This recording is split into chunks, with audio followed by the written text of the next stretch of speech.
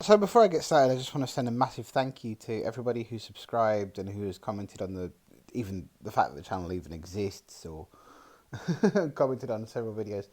Appreciate the words of thanks in particular. Go to Richie, Andre, Trey, and Drew, who have all reached out since the broadband video, and there are a couple of other people who did as well who I don't actually know. So shout out to everybody who has seen the videos and has felt, um, engaged enough to comment, at least on Twitter. Appreciate it. Right, shall we have a look at all these polls that are doing the rounds? I think it's time Labour start panicking.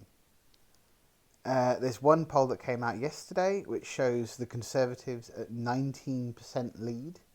They're on 47%. I believe Labour were on 28%. You've got another poll which is showing a slightly less dramatic Conservative lead, but it's still a lead nonetheless, and the Conservatives are going up in that poll. I think there were two polls I've seen where the Conservatives are slipping slightly, or are staying stagnant and Labour are slightly gaining, but it's so insignificant as to be irrelevant. The issue here is we've had two TV interactions with the main leaders. We've had the head-to-head debate with Johnson and Corbyn, and we've had the Question Time Leaders special thing, which I have watched highlights of. I haven't watched the whole thing because I can't bear it. But I did watch a good long highlights package of it, so I've got a vague idea what happened. But the issue here is the public are seeing Corbyn. The public are getting a dose of what he believes in. The manifestos come out, and still Labour flag. Last time, 2017, and this is what all the Labour activists kept saying to me until recently, and I've noticed a lot of this has died off. A lot of the Labour activists are saying to me, "Oh well, when the manifesto drops, it'll all start correcting because that's what happened in 2017. When the manifesto drops, people will see the Labour policies. People will start to understand who Corbyn is. The thing is, people already understand who Corbyn is. He has a very, very, very low favourable rating. People know exactly who he is. People know exactly what the policies are, or at least what most of them are. The thing I keep hearing from experts and from sort of the general public alike seems to be people like the policies, but they don't trust Corbyn to actually deliver them. People like the policies, but they don't trust those around Corbyn to actually deliver them. Or if they do trust him or them to deliver them, that they won't do it either fast enough or well enough. There'll be all sorts of problems with it. The other thing that I think Labour activists are forgetting, unless you get a massive majority, you're going to get serious pushback from Parliament, even from within your own party. This stuff is not going to be simple.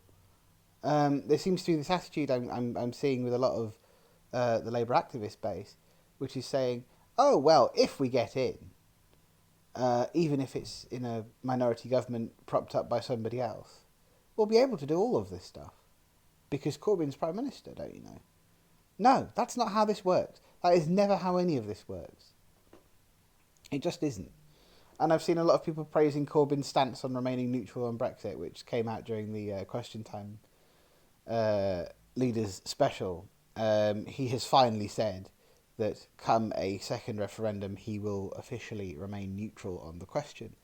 The problem you've got that Labour has backed itself into, and to be fair, I was one of those saying it probably should try and do this as much as possible, and yeah, I was wrong. I was 100% wrong, because the problem you've got is Brexit is so emotional. It's such an emotive topic. People want a leader, the leader of the country, to take a stance. And the thing is, this sort of thing of saying, "Oh well, it's up to the people have to decide." The thing is, the people look to leadership. A lot of people look to leadership to either mirror them or as something to stand against. And that shouldn't be how it is. I totally agree, it shouldn't be. But that's not what people want right now. People are so emotional, especially on the Brexit question. They cannot hack the idea of somebody being neutral on this. They just can't do it. You're suspect. And the other thing is, there is a record of Labour leaders saying similar things. And Corbyn was around during this time. He wasn't an MP then, but he was around in public life during this time. There's record of Labour leaders, Wilson, in the 70s, saying, look, I will remain neutral on the question of EEC membership, which came up for referendum back in 75. I'm all for being neutral on this. It's the public to decide. And then he started writing open letters basically saying the public need to vote to remain. And he started clamping down on the party and pushing a very, very hard, heavy remain message. Because that's where Wilson was all along. The problem you've got is if Labour's special conference decide to vote remain, Corbyn's naturally going to follow them. Or his pre-Labour leader Brexiteer instincts are going to kick in. Let's not forget he was one of the loudest, harshest Eurosceptic voices there was. Maybe second only to Tony Benn for the longest time. That's going to kick in and he's going to push his own deal. So I don't buy it. I really just do not buy this idea that he's going to stay neutral. I just don't. I don't trust him anymore.